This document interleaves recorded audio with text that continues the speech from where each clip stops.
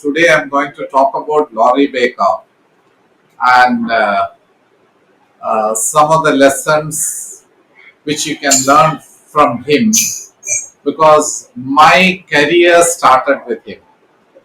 Because as soon as I passed out, I don't have a degree in architecture. So as soon as I finished my graduation in civil engineering, I was not very happy with the kind of buildings which are being.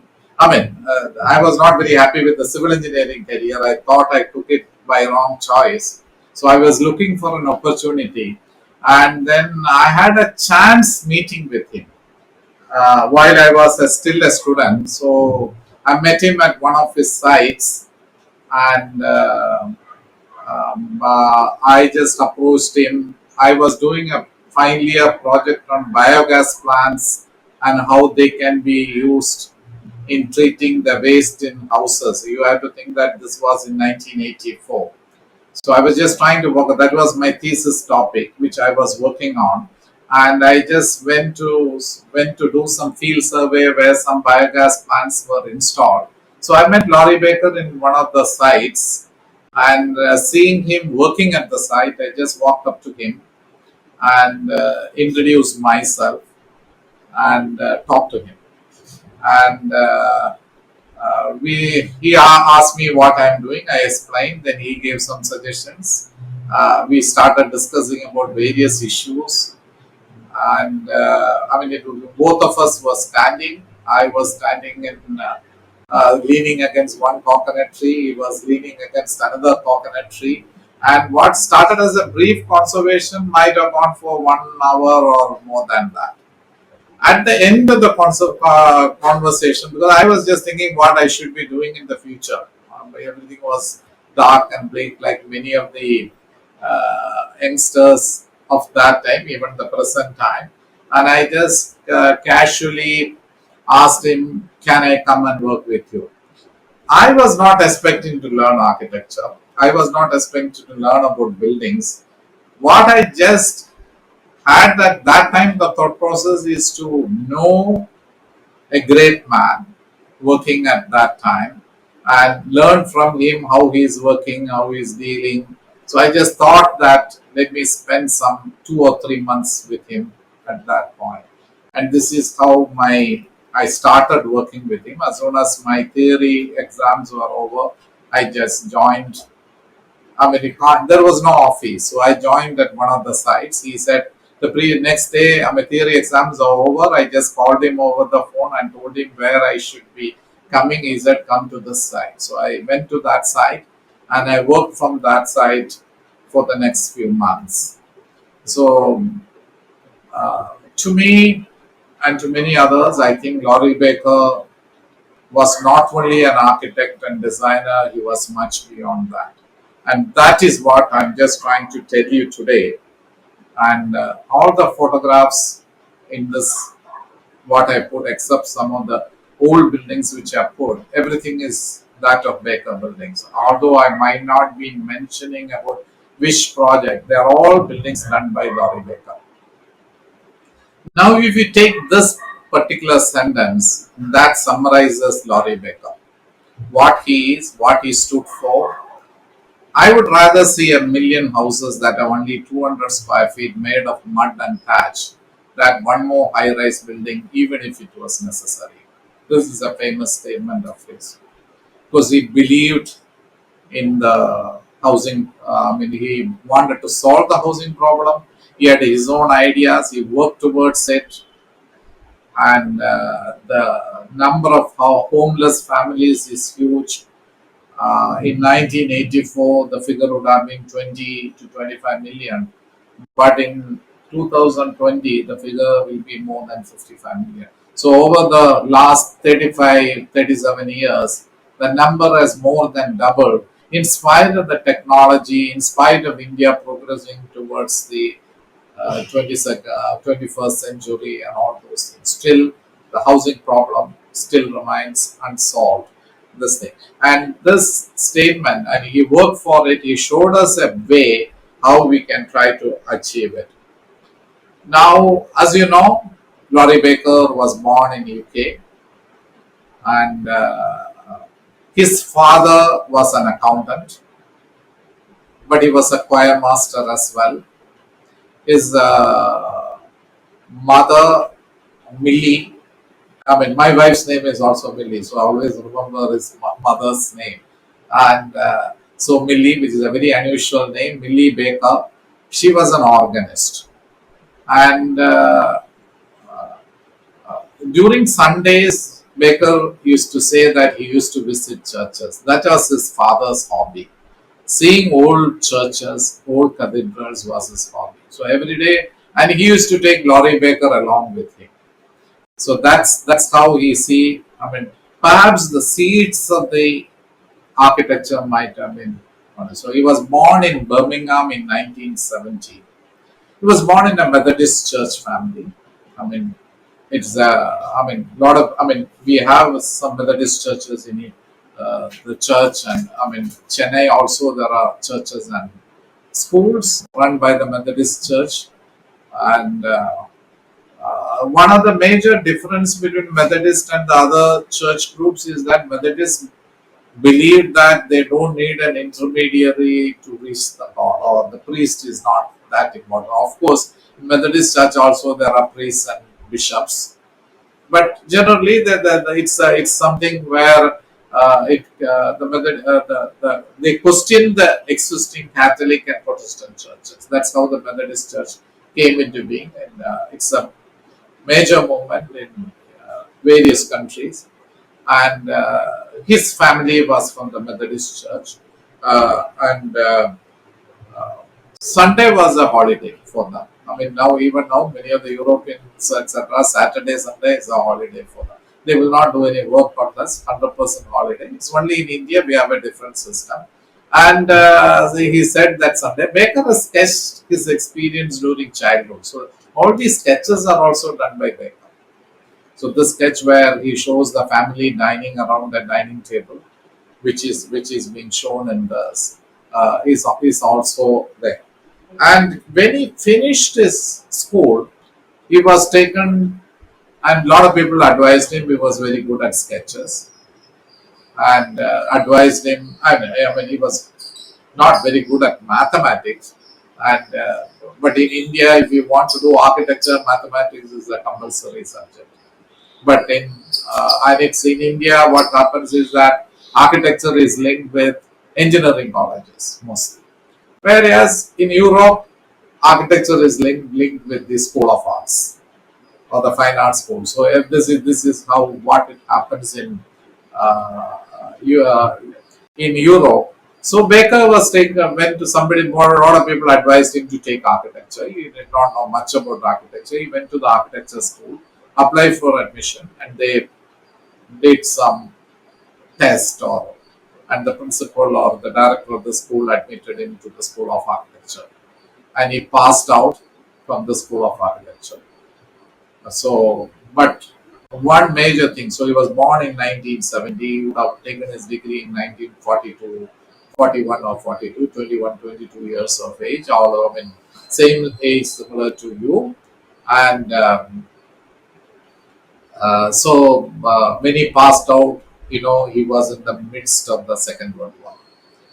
And as per the rules, or as per the system at that time, there was compulsory serving in the military, which was very much a part of this thing. You are, of course, I mean, people are dying, people are serving in various places across the world, because Winston Churchill used to be the prime minister, and Britain is the land where the sun never sets. So they had the huge thing. So Baker, I mean, every youngsters has to join the British Army, and if you don't, but by that time, his family has changed his belief from the Methodist Church to Quakerism. I mean, his family became Quakers. I mean, he is a Quaker. And so in Chennai also there is a Quaker hall. There was a small community of Quakers. Quakers never believed in war. They always lived in peace, and it's something out of conscience, or it's your belief. So what at that time, Baker went to the court, submitted an application saying that he doesn't want to join the British Army and he should be given an exemption because he doesn't believe in war as a thing, not like others. So the court gave him permission and the court asked him to serve with the missionaries. So he said, you need not take part in war, but you have to serve in the missionaries or something. So Baker was sent with the Friends Ambulance Unit, which, so he was sent to China. So he would have obviously gone through Burma and to China. He's landed up in China, working with the missionary activities in remote villages. So at that time, he has mentioned he has worked as a truck driver, he has worked as a anesthetist, he has worked as a nurse, helper, everything. So he was more with the missionary. I mean, there was no. I think at that time he did not work in an active warfare, but he worked in remote areas where the missionaries were very active, and he worked with them. And Second World War ended in 1944, kind of thing, and he decided to return back to England. At that time, returning back to England, the flights were not common, so he has to come back, and so he has to go via Bombay or Mumbai. And at that time, the flights, the ships, we had a long waiting list because the war has just ended to go to UK or London. So he had to wait in Bombay for 2 or 3 months. At that time, one of the friends took him to Mahatma Gandhi. He had a chance meeting with Mahatma Gandhi at that time. There was, I mean, Gandhiji always believed that our fight is not against the Britishers, our fight is for the freedom. So he had lot of people, followers from the who were British citizens as well. So one of them took him and he met Gandhiji. And Gandhiji asked him, what is your qualification? He said, architecture. I have a degree in architecture. And one of the reactions of Gandhiji was that you have a higher qualification of architecture degree. But this is useless as far as, I mean, India is concerned if you serve in cities and this thing. India's life is in the villages because Gandhi believed in it. He said he argued for the Gram Swaraj and freedom of the villagers, and the villagers should come up. He said you have to come and serve. Your degree will be useful only when you come and serve along the among the villagers in our in the Indian villages. And so he said he was services as a qualification is required in the villages. This was what Gandhiji used to tell him, and to used to tell him. And Gandhiji was highly inspired. He went back to England on the assumption that he is going to return back to India. So he went back to England. So he was there for very short period. Then he found that one of the missionaries, the leprosy mission, has advertised in London that they want an architect because the 1940s were when the medicines for leprosy was found or discovered. So they wanted so many. I mean, earlier, when you have leprosy, even the family members disowned their close relatives. This is what happened. So there was leprosy hospitals set up all over India because that's part of the missionary activities. And most of these missionary hospitals were set up in old buildings. So they need an architect to convert old homes and old houses to hospitals. So that is why they hired, and Baker decided this is a great opportunity to go to India. And I think when Baker met Gandhiji, he became a Gandhian. And he always lived his life as a Gandhian. He always used to wear khadi shirts only. So, which was very, compared with many of the other people, the khadi influence and the Gandhiji's influence on him. And one of the other statements which he used to tell is that the houses, the architecture should be built with materials which are available within 5 miles of radius. This is what Baker used to quote Gandhiji, but I tried to get the quote, I could not find where Gandhiji has said this. But Baker used to always tell that, uh, and if you look at many of our vernacular architecture buildings, you will find that all the materials which are used in those buildings are available within 5 miles of radius. So Gandhiji made a huge influence to him, and so he came back to India and he worked with the leprosy mission, converting them into hospitals. And one of the things which has happened, he has told in me and various things that he did not know about many of the materials. For example, laterite, which is found in Kerala, Karnataka, Orissa, and many of the states. He says he's never heard of such a material, building material. In Kerala, many of the buildings are built with laterite. Goa is built, there are a lot of buildings built with laterite. Even Tamil Nadu also, you can find certain areas, especially Chettinad and some of those areas, there are laterite buildings built with laterite, at least partly they use laterite for it. So he said he learned about so many buildings where none of these materials are, he has not. He had to work with thatch, for example.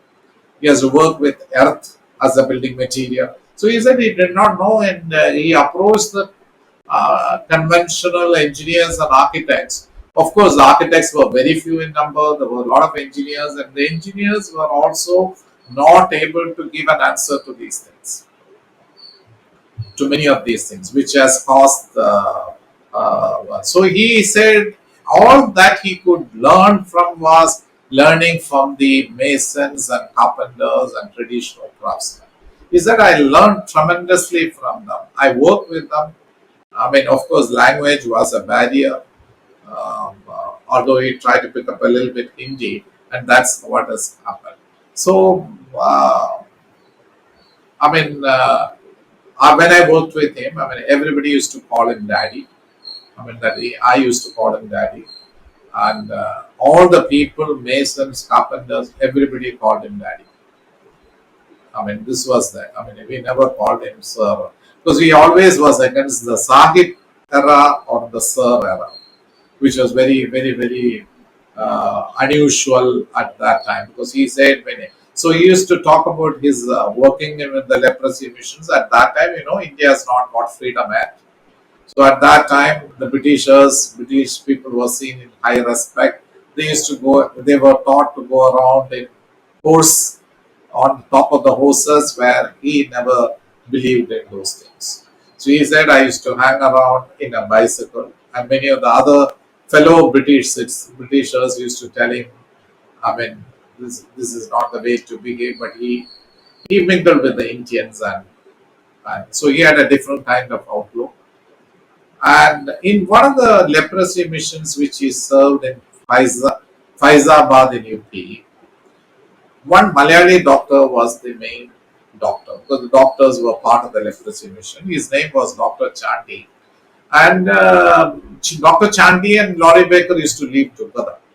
I mean, Baker used to travel all over India to do the hospital. So when he came up to this Faizabad, Dr. Chandy requested him and told him that his sister is coming. And his sister is a medical student in Vellore Medical College, which is in Tamil Nadu. He said his sister is coming, and I am not able to pick up her from the railway station. So will you be able to pick her up from the railway station? So Daddy or Laurie Baker went to pick up Doctor. I mean, at that time she has not become a Doctor Elizabeth. It was Elizabeth Jacob. So Chandy's sister, Dr. Chandy's sister, Baker went to pick her up from the railway station. And according to him, it was a love at first sight kind of thing. What has happened? So on the way, they went on a horse carriage, and both of them were sitting at the back. They started talking about various things, and Chandy's sister,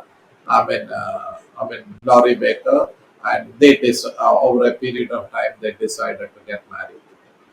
And the wedding was supposed to take place in 1948 in the Telangana district, not Telangana, Telangana. So Baker was supposed to join it, and but what has happened was that Baker could not reach the destination at the right time because Telangana struggle was going on, the transport was suspended, and Baker could not reach, so the wedding never took place. And the wedding has to be postponed. Finally, the wedding took place in 1948 August, just on the outskirts of Chennai at that time, which is in a small church in Pallavaram, which is now very much apart, just beyond the airport. It happened in a church in Chennai, and they got married there, and that is what has happened. So, and Doctor Laurie Baker always used to call Mummy as Pony. I mean, there's only he used to call her Pony. Uh, for all the others, they were daddy and mummy, those who worked with him. And the photographs I'm showing is the house where they used to live. I mean, where they were living. I mean, what you see at the left-hand side top is the entrance area, entrance to the house or the Padipura or the gateway. What you see at the bottom is the living room where Laurie Baker used to meet all his clients and friends and people. Of course, there were other areas where the people he used to meet, but this was a kind of a formal living room as far as they were concerned. And they got married, and then at that time, one of the doctors who was running a hospital in Pithoradad, again a foreign doctor, British, might be British, I don't remember the name. I mean, he wanted to go on leave, take a leave, and he said, "Why don't Dr. Elizabeth Jacob take over the hospital and run it for 2 weeks or 3 weeks, so that he will." Even to reach that place was, I mean, it was at that time not easily accessible. You had to travel over a walk for a long distance, and things were not, there were no workers or anything in that remote place in Pithoragat. That place was more or less very close to the Chinese and Tibetan border, and there was a particular community used to live there. They used to migrate into the Tibetan thing during the summer. During the winter, they will come to. So that was a major community which used to live there. So so Baker lived. They went to take over went on a temporary basis to run the hospital, take care of the patients, and it said that Mrs. Laurie Baker did a surgery on a young girl and saved her life. So the villagers, all of them, wanted her not to leave the corner or the village.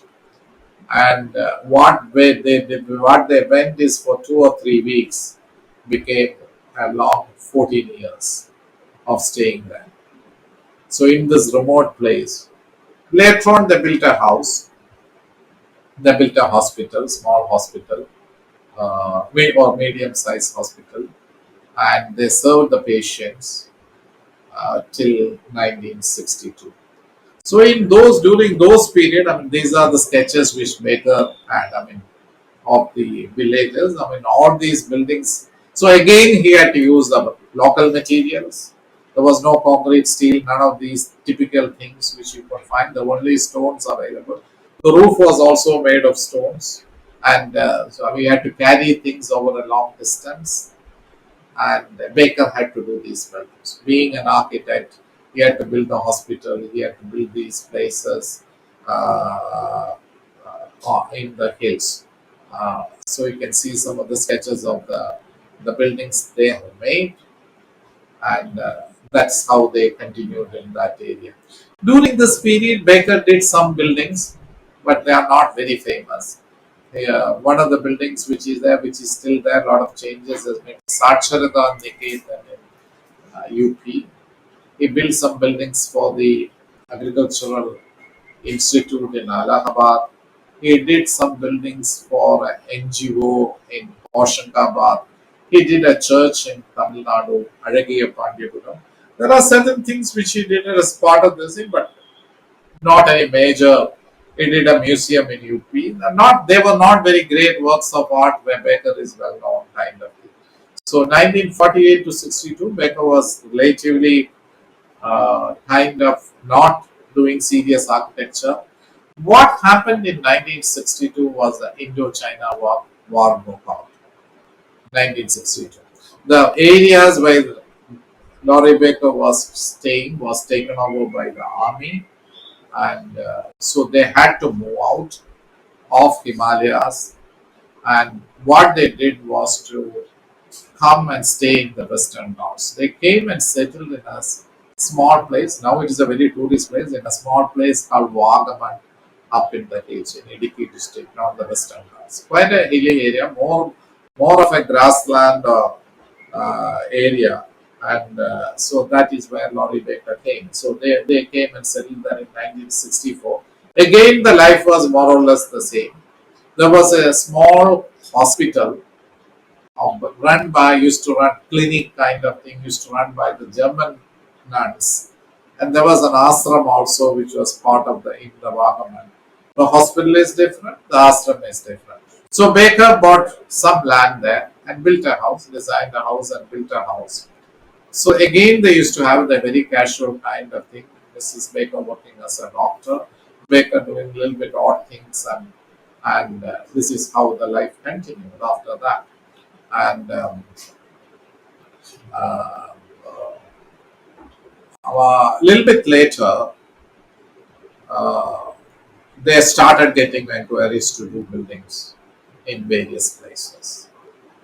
So the first building which Laurie Baker did in Trivandrum, most of his buildings are in Trivandrum, is what I'm showing now. It is in the Archbishop's Palace in Pattam. Archbishop's Palace, the compound. The buildings are still there, and you know, at that time, I mean, to build a house for the poor was beyond the reach of most. Even now, to build a house, even the smallest house is beyond the reach of the poor. So there were a lot of things and arguments at that time. You can do a house for 1,500 rupees, or and the conventional engineers who thought in conventional language said that it is not possible. And Laurie Baker in one of the meetings said that I can do it. So the bishop asked him, why don't you construct two houses in the compound as a pilot project? And Baker constructed it, and that changed the scene. Everybody liked the buildings. You can see typical feature. This building is built with timber and mango tiles, no windows. Jalis are used because Baker has to use, but the typical small house with 3 rooms kind of thing is what Laurie Baker has built.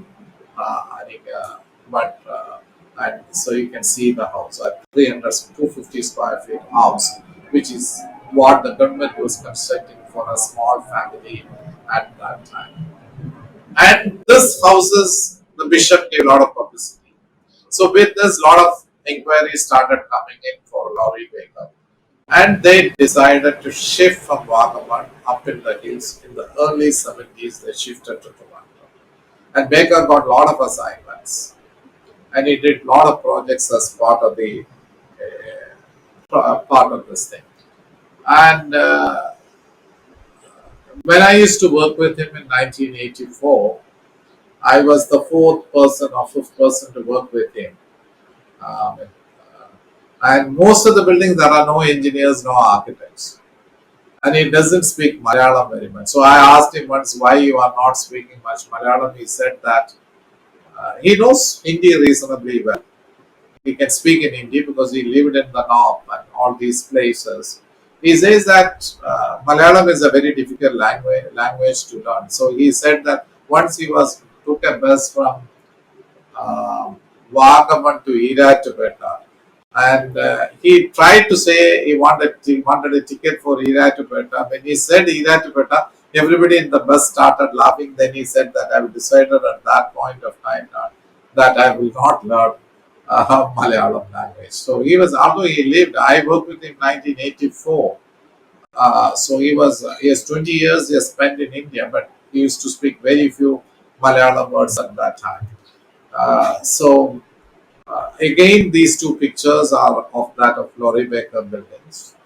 What he, I mean, he used to call it Hamlet. Hamlet, the word meaning is that a small village with no public building. So his house, he has added, all the buildings have been added at various times. So it's like a hamlet. The carpentry workshop, there is nursery, the living and kitchen is separate, the guest room is separate, his bedroom is separate. So he has added these buildings, and most of these buildings he has got hold of the old materials which were came from buildings which are demolished, and that is what he used to construct in these buildings. And it's I'm just quoting from him. It's a shame that there are so many people without anything which can be called architecture. We as architects, professionals, highly trained and doing so little to make this very great name. And it is to our shame that we allow these figures to increase. He was very, very socially concerned about various issues. Not only issues related with architecture. He used to get involved in many of these issues, environmental issues, which I will try to explain a bit later. So this thing is that. So he said that the profession is doing very little. As I said earlier, when I passed out in 1984, 20 to 25 million families without a house. Now the figure is more than 55 million. It has more than doubled in 35 years. So it's a serious issue which is happening. And when I was working with him, there is no office. His bedroom was the office. There is no pew, no computers, no draftsmen, no supervisors, no accountants, and no detailed drawings. He used to come to the site and give instructions. He used to give in the form of sketches. And I mean, as I said, I was the fourth person. But one day when I was working with him, he came and said, "Today, my thousandth building, the Griha Pravesham or the housewarming ceremony is over," which means that he has done more than 1,000 buildings till then. So he could build, although he was a single man without any engineers and supervisors and architects or accountants or building managers, he was still able to construct so many buildings. And he used to pay the laborers directly. A table is his office. And in the drawings he used to make, even for the sanction drawings, all made using a 2 meter steel tape. And to even to do a curve, etc., he used to bend the steel tape and then draw it. I mean, he has such a notion that everything is going to come. He has an eye for these things. So without depending on drawings, without depending on any of these 3D modeling, he was able to decide, take decisions, and that is what he said. So most of the people, very few. When I worked with him, he was 67 years old. He always used to say, Indira Gandhi and I was born in the same year. 1917 he was born. And so very few people got an opportunity to work with him. Later Postcode was formed. Then a lot of people worked with him. And when I worked with him, I did not do any drafting, I did not do any design, there was nothing which I was asked to. I had to spend time at the site, and that is what I did at that time was to get involved in site work. I did pointing of brickwork, I did brickwork, I did plastering, I did some carpentry work. I even carried concrete and all those experience of knowing the details. Because what will you do standing at the site? The masons know what they are doing, and you with a degree, he doesn't know much, and to guide them or tell them, and that is what is happening. And Bob Baker used to say that when I take 15 minutes to draw a plan, why should I want an assistant or waste an assistant on it? And this is now. So when I worked with him, when I met him for the first time, while I was still a student, I asked him that can I come and join? He said join. And he told me at that time that I will not be able to pay you. And his argument at that time, if I want to pay you, I will have to charge this money on to the client. So he said, so I said at that time, I'm not interested in payment. I want to learn from you. And he said, please come. But eventually he paid me. He used to pay me along with the masons. He used to pay the laborers directly. At that time, he used to pay not only me, the other seniors who have worked before me as well as after me, where Baker paid directly. He used to pay on Saturdays along with them. So this is what he used to do. What you see in this, the lower bottom thing is the bedroom, what you see, and that was his crafting room as well. And what you see on the top is the nursery where one of the knees came from UK, and that time he built this small single cottage kind of structure. Uh, and see, one of the things he believed was that people are coming for a Laurie Baker house. So it is not right on his part to delegate the work to an assistant, which is what happens in most of the architectural offices now. The senior architect sits in some of the meetings, but most of the design, I mean, I'm talking about the big architectural offices where the major design is done by the assistants. Baker never believed in it. He said it's like cheating the clients. When the client comes for a Baker house or a house designed by Baker, his assistants doing a design, he could not believe, he could not say it. And also, he used to say that no one else can think like me. And he said, thank God and thank goodness. Because he said, I cannot think like others, others cannot think like me, which is true. And what the photographs are that of the Center for Development Studies, which is a higher education institution which is in Toronto, which is considered to be one of the major masterpieces of Laurie Baker. I'm just showing 2-3 slides. This is the Kalpanapuram Palace uh, in on the about 50 kilometers from Trivandrum. The palace is actually in Kanyakumari district in Tamil Nadu, but is the best example of the architectural work in architectural work. And uh,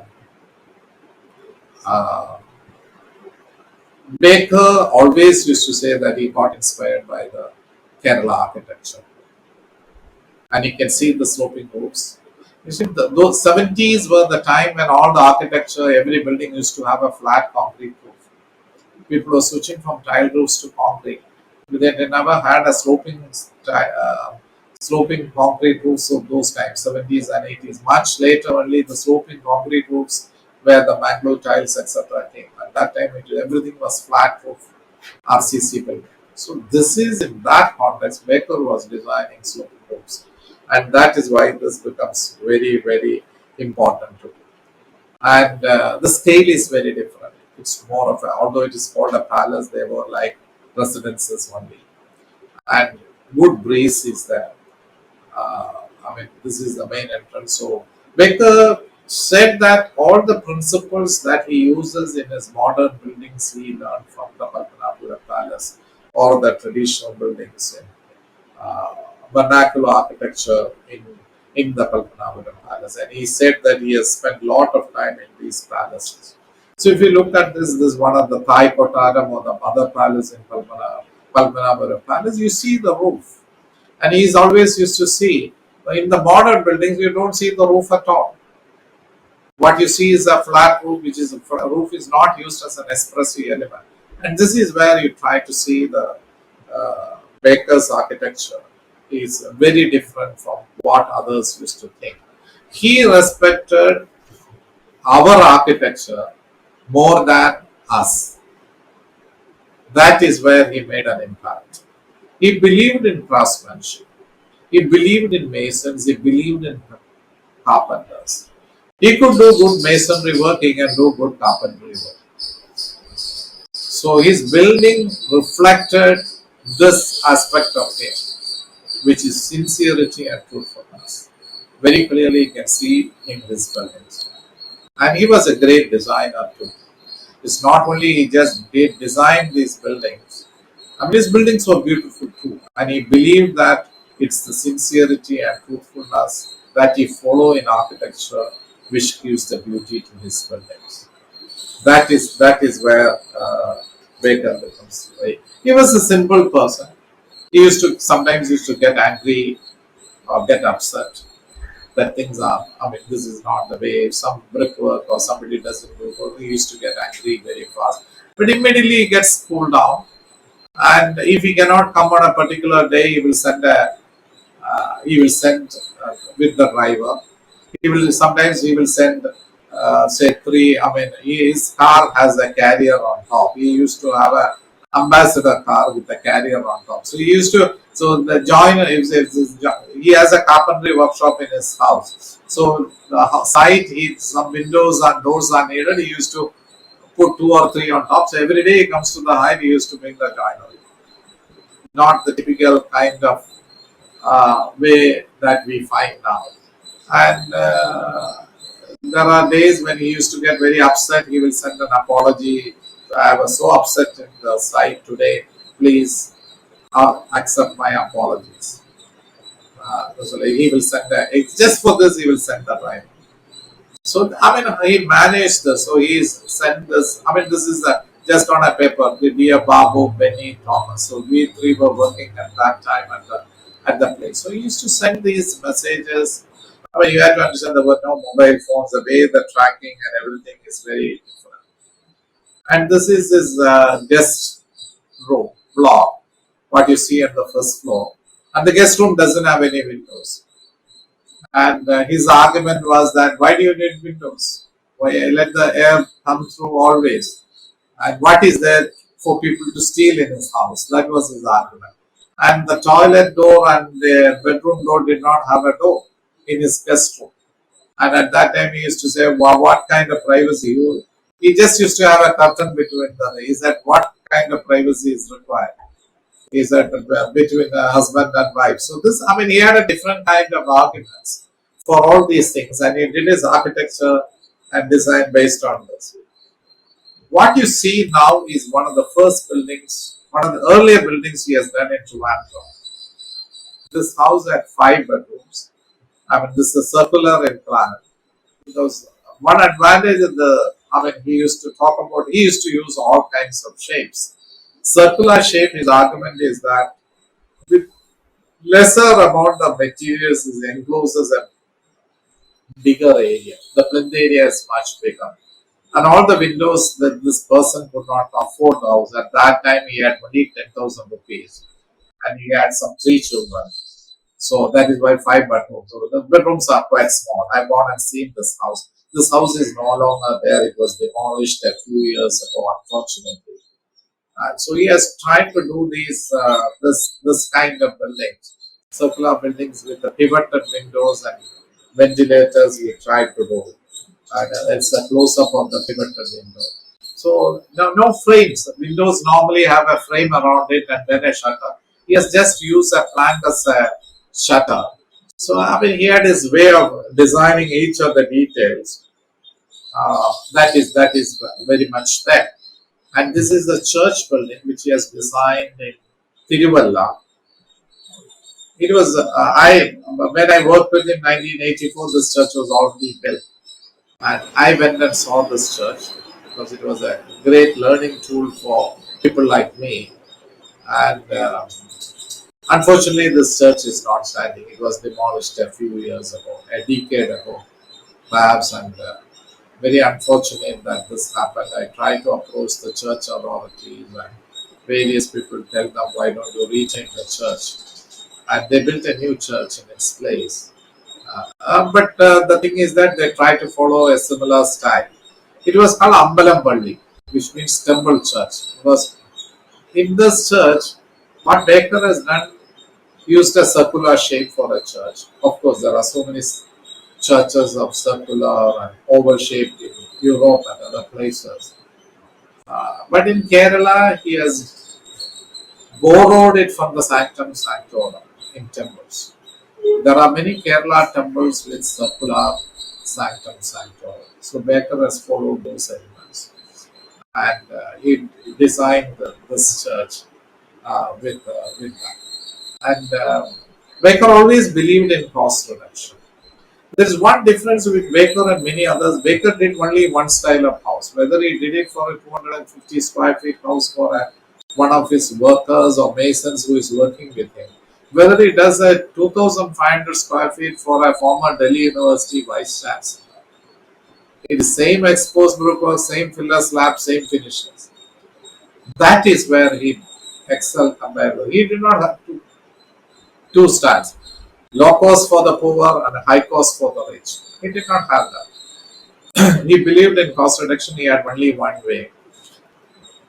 Although the architectural fees is linked with the cost of a house, he believed in cost reduction. He worked for it, he argued for it, and he all showed examples of how those buildings should be built. Another aspect which I find in him is that he brought a human touch to architecture. Because I mean, it's not his assistants who were architects and engineers who gave shape to his building. It was the masons and carpenters who worked with him who gave shape to his buildings. And he always brought in a very human touch to architecture. And he always used to say, can one call the person who makes 500 similar houses an architect? So he believed each of his project was different. That is one of his unique features. And as I said, I don't have a degree in architecture. I learned from him. I apprenticed with him. So many of the principles of what he used to do is what, I mean, the kind of buildings that I do is very similar to what Laurie Baker used to do. As I said earlier, almost 50 million families. So here, these were the houses he designed for the fishermen, and he said it's so. There was many of the fishermen lost their houses as part of the sea erosion. So he designed these houses, and he used to see them. He said the poor people need small houses. They want a place to sleep. They don't have the typical classification of a bedroom, kitchen, utility, work area, nothing of that sort. I mean, in our vocabulary, powder room, home theater, gym. I mean, gym is one of the latest additions, which a lot of people are adding gym to the houses, gymnasium to the houses. All these things were never heard of in the past. And as far as the poor people are concerned, whether it's 50 years ago or now, there is not much of a difference. They want a place to sleep. They want basic drinking water, sanitation, and a smokeless chula. So he tried to design for them. A lot of houses is designed for the poor people, and that is what is unique as of now. And they have very little income. They have once they spend their money for food and clothes, there is very little left for shelter. Even now, this is the case, and they don't have funds for holidays, or they don't have any funds for even for emergency. They are dependent on the government for many of these things. The way they think about their house, the way their aspirations, they plan differently. And he said that I had to do or design houses for these poor people. So I never became a typical papa or the typical conventional architect. His clients were of a different nature, so he designed for them, and he could do that out of conviction. So he was not a man who said something and did something. What he did in practice, which most of the people cannot claim. So he set an example for all the youngsters that there is a way of saying something and doing something very similar to that. And this is what I said, low cost is not only for the poor, it's also for the rich. So his argument, one of the always is, he said, I used to ask the question, is it necessary? If it is not necessary, then do it. He says tremendous amount of money can be saved. You see the amount of money people spend on elevations or trying to decorate the house is huge. So he said, if it is not necessary, then don't do it. So I will say, instead of calling his houses low-cost houses, it is better to call them as no-waste houses, and that is what is important. It is he did what he preached very very clearly. And there is one more thing is that he designed for each client. His houses were highly customized. My clients have always been Indian. I've not even had foreign return to ideal. You have to understand, 70s and 80s, Kerala was going through the Gulf War. All these huge Gulf houses, Gulf returnees houses, concrete houses, and they spend all their earnings into houses. And that was the trend in the 70s and 80s. At that time, he said he built for the poor all these years. And he said that the role of an architect is not to put up a monument which will be remembered as a Laurie Baker building. The role of an architect is to design a building for Mohan Singh or Dharmaraj or Keshavan or Tandappan. This is what he used to say. Not to create, but many of the architects think that they want to design a building which is like a monumental structure which will become the cover stories of magazines and things like that. So one of the satisfying things from my point of view is that 99.9% of the people I build for remain our friends over these many years. He used to build a very strong bonding relationship with his clients, whether they are rich or poor, and that was his unique features. And coming back to the Palpanapuram Palace, this is a timber jalis of the Palpanapuram Palace, where you have ventilation right from the flooring, and this is what you see of the same thing from inside. This is the black oxide flooring, timber jalis, and you can see the timber jalis there. So Baker used to say that timber is expensive to build at that time, so he used brick jalis instead. So he used brick jalis to a great extent. There were many buildings which he has done doesn't have any windows in the conventional sense, has only jalis, which used to allow air to enter, which used to allow natural light to enter. So the breeze was there, light was there, and the cost saving is so much because the doors and windows cost 10 times the cost of a brick wall. And here he is trying to give perforations in the brick wall. So you save the bricks, and that is what is happening in the so. But he converted into an expressive element, and that is what he do. I mean, this is one of the Kadagali I mean, so he used to create in each place. So all these things he will make a sketch and give and work with the masons on how to do this Kathakali thing head of this thing. This is from the Chitralega Film Studio, which is now under the Air Force. And you can see Jalis being taken to a very high level. These are buildings from the Center for Development Studies. So there is a tremendous advantage of cost reduction in doing it. And there is an energy saving is also involved because the sun's rays are not falling on the glass. Glass transmits heat inside quite a bit, and that is what has happened. He has used concrete. He has not done many multi-story buildings. There will be very few. Center for Development Studies library block is one of them. But otherwise, he has not done huge. I mean, he has done two stories and 3 stories in plenty. And those buildings used to use load-bearing structure. So he has used concrete as an expressive element. So this is the entrance lobby of the Center for Development Studies, where he has used some cantilever structures and concrete beams, etc. So he believed in trees. He said, "We must plan before we plant." This is one of his famous statements. The tree planting is very important, and you have to see that he used to talk about these things in the 70s and early 80s. So once one journalist asked him, "How are you?" He does buildings with all these different shapes. So he said, "Here is a tree. There are 2 trees there, and I don't want to cut down any of the trees." So the shape of the building takes like that. So he was very innovative, very creative, and so each of his buildings looked very different. And he believed in sustainability, although that word was not used much.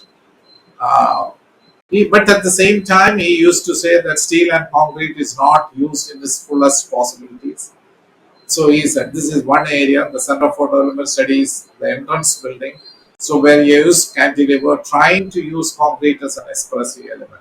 And he used to say always that we should use at that time, 20th century know-how should be applied in the case of local materials and techniques. We should not be blindly copying the vernacular architecture. We should make modifications or adaptations to it, linking it with the latest research in science and technology. And that is the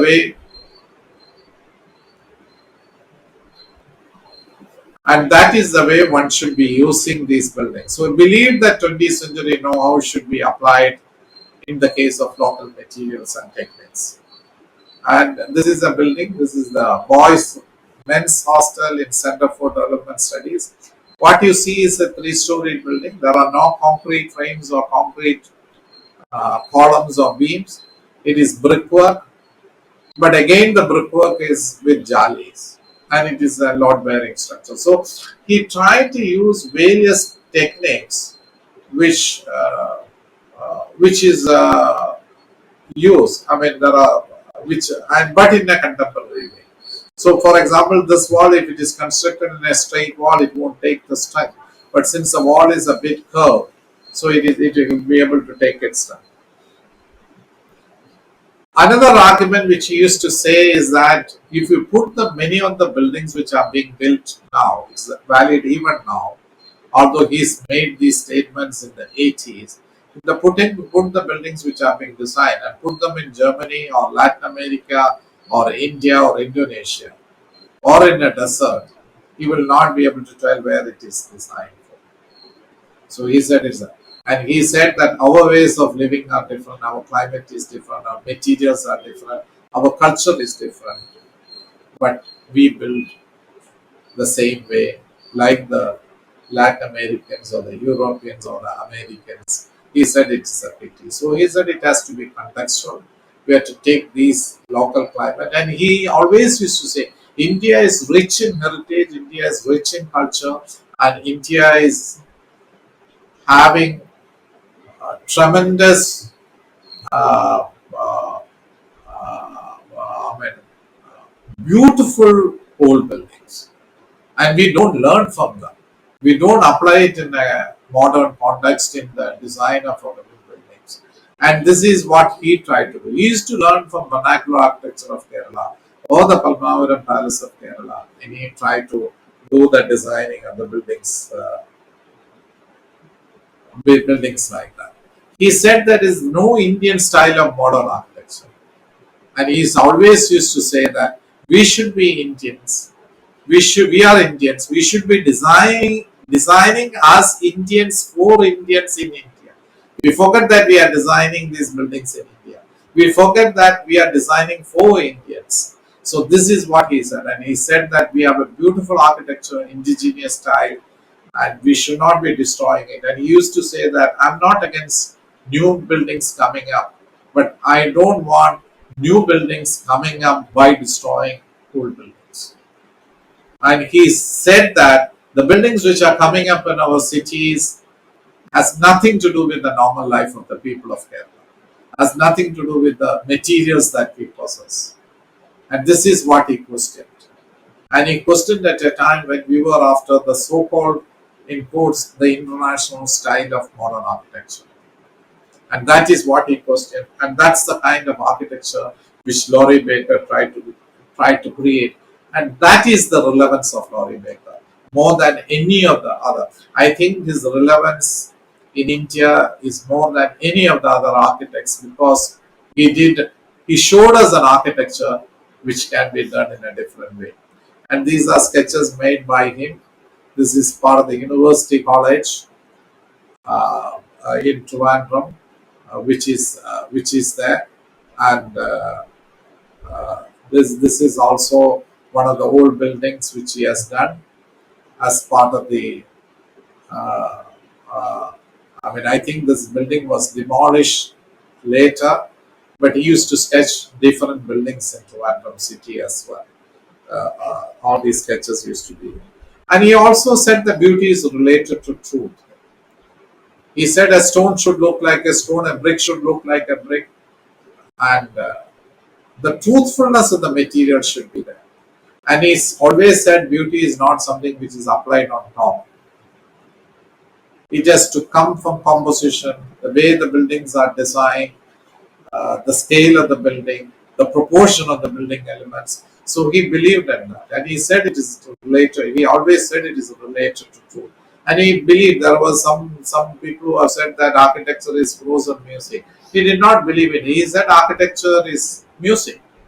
It changes, and there is tremendous scope for the designer to play with the architect. The architect plays with the texture, light, materials, and all these things. And it changes from a building is different what you see in the morning, and it's what you see in the evening. So this is very important in this thing. And he believed that truthfulness is very important, and the light and shade changes, and he said that that is the unique part of his design. He used to say about these things. He used to allow the natural light and wind to come in, and that is what has happened. And first, till in the early years of his career, his career started in the 70s, I will say, where he started aggressively building or he was practicing more as an architect. And in 1985, COSFORD, Center of Science and Technology for Rural Development, was formed. And so Baker designed three buildings. I joined COSFORD in 1985 as the joint director. Sri C. Achuthamenon, former Chief Minister of Kerala, was the chairman, and Mr. Chandradutt was the director of COSFORD. And Baker designed the three buildings, and when the buildings reached almost at the roof level, we had a workshop in a paddy field in Tekangara Panchayat. And we initial three buildings which COSFORD has done, we used it as demonstration places. So what you see on the left hand side top is Prakashan's house, one of the houses. Then left hand side below is Keshavan's house. So we use these three houses as a demonstration, and that led to more and more buildings coming up on site. What you see here is Thangappan's house. So these three buildings were the most prominent buildings. And earth is a material which Laurie Baker has liked. He has designed a lot of buildings with that, and he said that it's a material which is available locally, doesn't cost money. And he said that it's not that I want to build in earth, but I want everybody to have a house of their own. And he said it is his dream to see everybody being housed in it. So he said, if the housing problem is ever going to be solved, people will not be getting houses in cement and steel. People will be getting decent houses built with earth. That is what his answer to the housing problem. His problem was that. There are a lot of people who raise the criticism on earth being used. They said earth is not available in the cities, but then his questions were that is cement available in the city? Is steel available in the city? And so all these things are being transported from other places into the city. So he said earth can also be transported. So his solution was more towards that. And coming to the other thing, he used to talk about various other issues. So this is about the nuclear power reactors. This is when the Kudankulam thing was there, and he has made this cartoon. He used to draw a lot of cartoons. Whenever he gets time. At that time, Rajiv Gandhi was the Prime Minister of India. So he said it's quite safe. Rajiji says it is watercooled, and he has put a fence around it. So he used to make these issues which are there. He used to, when old buildings in Trivandrum city is demolished, he used to raise his voice. About the nuclear reactors, he has raised his voice. And many of the cartoons he has drawn is linked with hospital scenes because of his long years of spending in hospitals. For example, what you see on the left hand side, nurse is waking up patient, saying, "Wake up! Here is your sleeping pill." And what you see on the right hand side is privacy screens of privacy, which you find in many of the hospitals, but everything can be seen. So these are the kind of screens we used to make fun of these things. And now at present, many of the people see Laurie Baker's style as a separate style of architecture. But I think his contribution is not in the style or technology. What he used is much more beyond that. He was an architect who not only designed, built the buildings as well. Of course, there are very few architects who builds what he designs. And his argument was that just imagine Picasso not drawing his thing and hands over the details to his assistant or somebody else to build. He said building is part of the architectural profession. And the other important aspect of his was that Laurie Baker was able to influence a generation of architects who are mostly young. Now what was limited to mostly to Kerala or the southern part of Kerala, or Trivandrum district or Trivandrum city, now spread to all over India. There are people who build on similar styles, buildings all over India, which has made a huge change. So he was able to influence a lot of younger generation architects. He's still influencing that this thing. He was also able to show us Indians that there is another way of creating architecture. When the architects of that time were trying to build in a different style, Baker said that you have to look at the vernacular architecture, you have to look at your traditions. There are lessons to be learned from them, and that is what is very, very important in trying to. So although he was born as a British, he was not born in India. I will say he was more Indian than any of us Indians. He believed in Indian values. He lived his life as a Gandhian. He showed that what people speak and what people does, there is no contradiction.